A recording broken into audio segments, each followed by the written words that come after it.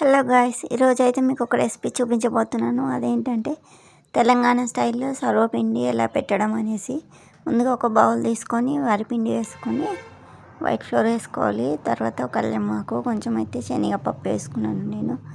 కొంచెం ఆనియన్స్ వేసుకోవాలి. ఆనియన్స్ అంటే కట్ చేసి అయినా వేసుకోవచ్చు, లేదంటే ఆనియన్స్, వెల్లుల్లి, పచ్చిమిర్చి గ్రైండ్ మిక్సీ పట్టుకొని అయినా వేసుకోవచ్చు. కొంచెం పల్లీలు, పీనట్, నెక్స్ట్ ఇలా అన్నీ వేసుకోవాలి. చూడండి, నెక్స్ట్ అయితే నువ్వులు వేసుకుంటాను నేను. చూడండి, ఇలా వెల్లుల్లి కూడా వేసుకుంటున్నాను. మీకు వీలైతే ఇలా వేసుకోవచ్చు, లేదంటే అన్ని మిక్సీ పట్టుకొని కూడా వేసుకోవచ్చు. నెక్స్ట్ అయితే ఇక్కడ నేను కారం వేసుకుంటున్నాను. ఇక్కడైతే కారం ప్లేస్లో మీరు పచ్చిమిర్చి కూడా ఉంటే యాడ్ చేసుకోవచ్చు. నా దగ్గర లేదు అనేసి నేను కారం వేసుకున్నాను. సో తగినంత కారం వేసుకోవాలి. మిక్స్ ధనియాల పొడి, కొత్తిమీర కూడా వేసుకోవచ్చు దీని ప్లేస్లో.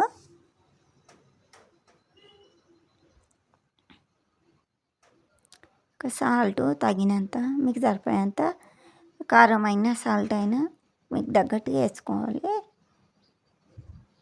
చూడండి, ఇక అన్నీ వేసుకున్నాను. చూడండి, మొత్తం కలుపుకోవాలి.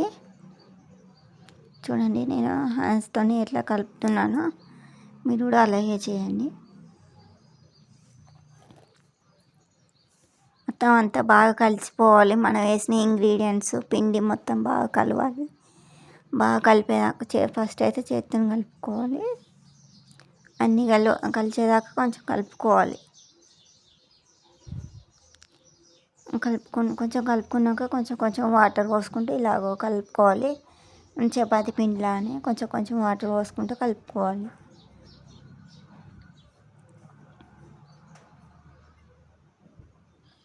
చూడండి, నేను ఎలా కలుపుతున్నాను.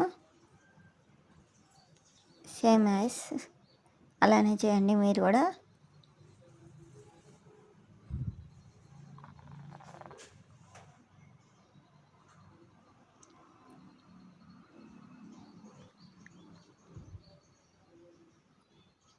ఇంకా పిండి అయితే ఇట్లా కలుపుకోండి. చూడండి, ఇంకా కొంచెం వాటర్ పోసుకుంటా కొంచెం కలుపుకోవాలి. సో పిండి అయితే కలపడం అయిపోయింది. చూడండి, ఇలా కావాలి పిండి కలుపుకోవాలి. తర్వాత నెక్స్ట్ అయితే పాన్ తీసుకొని ఆయిల్ పోసుకోవాలి. ముందుగా ఆయిల్ పోసుకొని తర్వాత బౌల్కి మొత్తం స్ప్రెడ్ చేయాలన్నట్టు. ఇలా చూడండి, మనం హ్యాండ్స్తోనైనా స్ప్రెడ్ చేసుకోవచ్చు, లేదంటే మీ దగ్గర ఇంకా వేరే ఉన్న దాంతోనైనా స్ప్రెడ్ చేసుకోవచ్చు. చూడండి, నేను మొత్తం అయితే ఆయిల్ వేసుకున్నాను. తర్వాత ఇట్లా తీసుకొని పిండి కొంచెం లిటిల్ బిట్ తీసుకొని ఇట్లా చేస్తున్నా. చూడండి, సో ఇప్పుడైతే ఫినిష్ అయిపోయింది. చూడండి, ఇట్లా చేసుకున్న తర్వాత బౌల్కి మొత్తం ఇట్లా పిండి చేసుకోవాలన్నట్టుగా.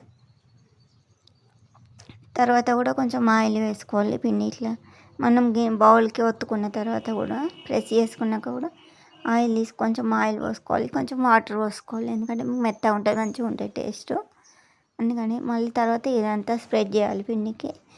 స్టవ్ ఆన్ చేసుకొని ప్యాన్ పెట్టుకోవాలి. ఇట్లా మూత పెట్టుకొని ఇట్లా లో ఫ్లేమ్లో పెట్టుకోవాలి. ఇక మొత్తానికైతే రెడీ అయిపోయింది. చూడండి, సర్వపిండి. చూడండి ఎట్లా ఉడుకుతుందో. ఇదంతా లో ఫ్లేమ్లోనే చేయాలి. సో మొత్తానికైతే ఫినిష్ అయింది. చూడండి ఎలా ఉందో, బాగుంటుంది. మీరు కూడా ఒకసారి ట్రై చేయండి. మరి చూడడమే కాకుండా లైక్ చేసుకోవాలి, సబ్స్క్రైబ్ చేసుకోండి. వీడియో నచ్చితే షేర్ కూడా చేయండి.